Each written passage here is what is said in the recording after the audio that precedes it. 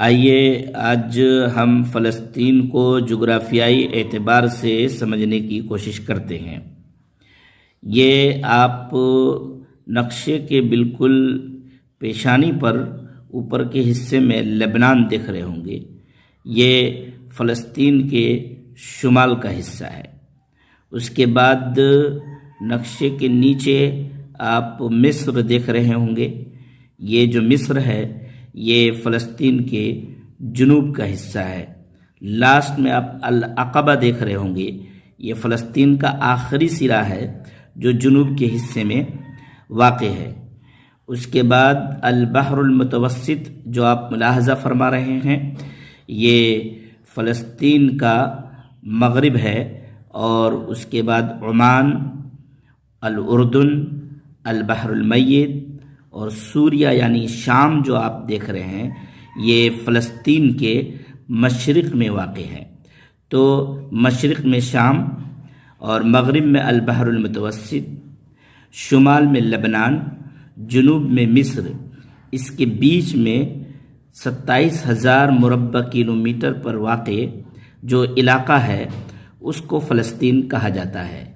فلسطین کے اس پورے علاقے میں مسلمانوں کی حکومت تھی اور مسلمان رہتے تھے، لیکن اب اس پورے علاقے میں تقریباً اسرائیل کا قبضہ ہو گیا ہے، یہودیوں کا قبضہ ہو گیا ہے۔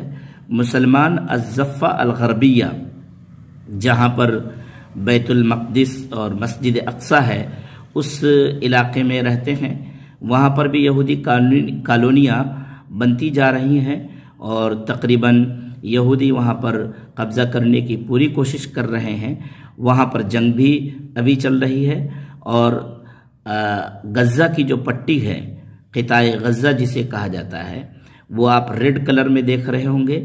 الضفہ الغربیہ کو بھی ریڈ کلر میں دیکھ رہے ہوں گے۔ ان دونوں حصے میں مسلمان رہتے ہیں۔ غزہ کی پٹی کی جو لمبائی ہے وہ تقریباً 40 سے 45 کلومیٹر ہے، اور اس کی چوڑائی 10 کلومیٹر ہے۔ یہاں پر 20 سے 25 لاکھ آبادی رہتی ہے، مسلمان رہتے ہیں۔